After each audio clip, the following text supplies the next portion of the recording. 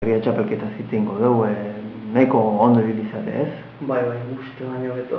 Zozketa eintzan egunean erabaki izan zetaren kontrariko ginean, eta ikusi genuen, lehenengo kanporaketa bintzat oso zaila nola pasatzeko. Txarutatu bat zegoen, bastandarak, beti izan du bastane pelotako sena eta grin hori, eta tanto bakar bat ez pasa ginean, baina aurra egin genuen.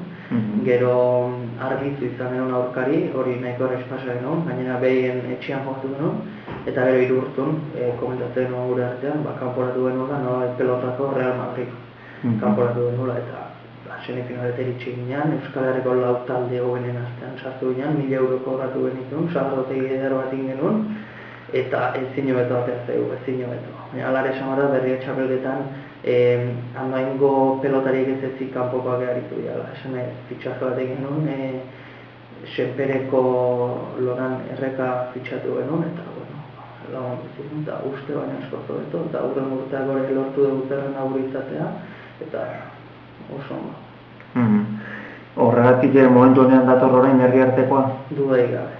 Herriartekoa dator momenturik onenean. Gainera, iaz ez genuen lortu aurten zerren aurri izatea, beraz lehenengo kanporaketatik hasiko gea lehian, urrengo ostiralean izango dugu lehenengo partidua, eta hori baten segidan beste astea ona izango da. Alare, taldea desente aldatzen da. Berriako, desente, lau pelotari errepikatuko dugu herriartekoan. Berriak izaten du, klubekoak izan behar du, klubeko fitxa eduki behar du pelotariak, eta herriartekoan enpadronamentu eduki behar da herriko. Beraz, kadetetan aldatuko da pelotari bat, juvenile berdiak izango dira, eta nagusitan nik errepikatuko dut.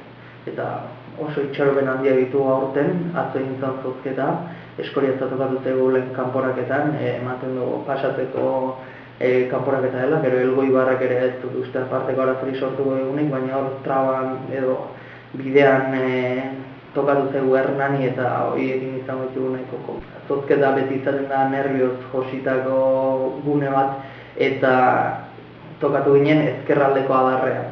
Eta zerrenda buruak egin zituzten gero, eta errezatzen nahitu ginen Hernani edo Azpeiti ez tokatzeko gure aldetik, beste aldetik tokatzeko. Eta, tamalez Hernani hor tokatu zen, baina Donostik eta nik uste aurten horiek menderatzeko baina talde badula. Hernani edo Azpeiti izan helburu horiek bazterretik entzat, baina txapeldun izan nahi dunak honei eta txarri denei irabazi gara hauka, eta ezer ez da galduta nintzat, aukerak badaude.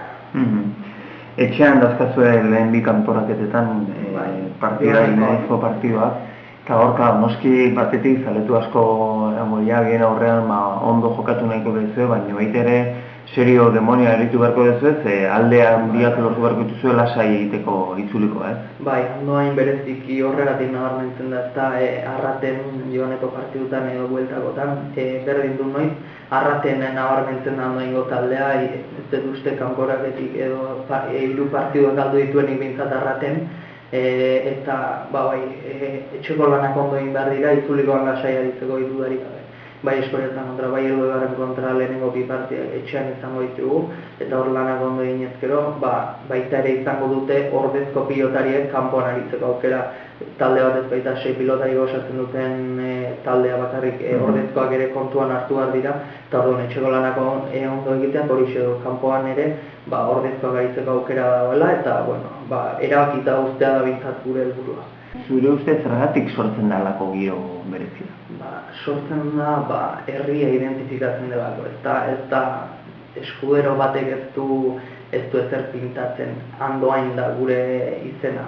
Pilotariek abizenez ez dira bere izen deno gara Andoain, eta denok bat ere egiten du. Adibidez Herria txapelketan esan dugun bezala oso paperona bete du orden, baina ikusi da ez dela jenderik mugitu eta herriartekoak bere xarma du, bere berezitasuna.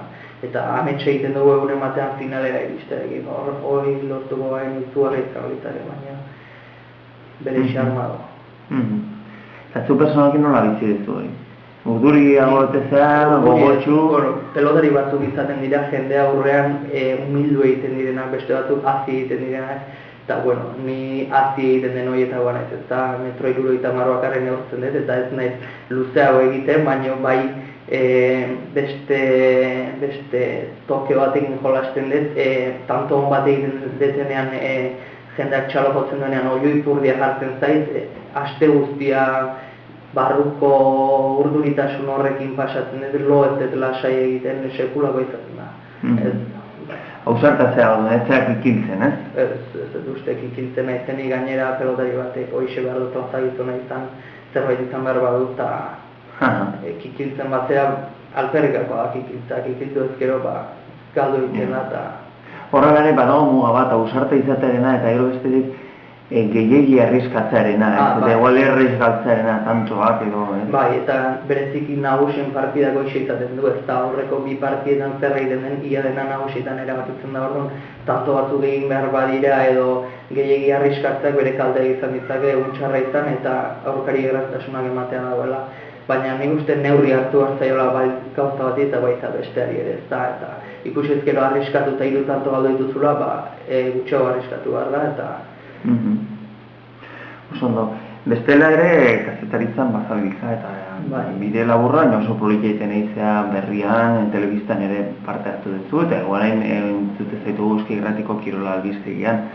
Bai, pelotari ez ezik kazetari ere banaiz, pelota egunen batean bere helmugara iritsiko da, pelotak ez ditu biderik emango eta estudioak dira garrantzitsuak eta noski lana oraindik ikasten ari naiz Eskoriatzako fakultatean, esan nahi gaina herri artekoa nire bigarren herrian kontratokatu zitela, zeren 2 urte terdi eman ditut bertan bizitzen eta goiti bere ezagutzen ez bai herria bai bertako pelotaria, eta bertan nabil ikasten 4 urtetako lizentziatura bat da, oraindik 3. mailan nago, baina iaz hasi nintzen berrian praktiketan eta hartu egin zidaten laneako orain asteburuak urritzen ditut, aste santua gabonak udara, olako lanak egiten ditut eta aparte Euskal Irratian ere banabil praktiketan, dena kiroletan, hori baita nire saltza, niri politika denola gauze atraitzen, eta berrio txapelketako finaletan ere deitu ziaten ETV-tik komentarista lanak egingo nituen EITB-rentzako, eta hortxe jardu nuen, eta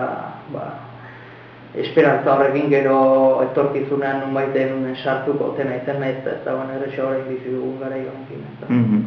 Hiru medioen artean zein dezula horrein gustukoena? Irratia, telebista, prentsa idatzia? Gustukoena irratia. Telebista ez dut probatu, behin egin dituen komentarista lanak, baina hori oso motza da. Egunkaria ere oso gustora haitu naiz, baina gehien atraitzen ditena irratia da. Niri gehien irratiak atraitzen dit. Gustatzen zen mikrofono baten aurrean hitz egitea. Oso ondo, zorte hona herrialtekoan eta baita ere kazetaritzan. Bai, denetan beharko zortea. Zortea ere laguntzen baitu bidean. Oso ondo, mi esker. Zuei.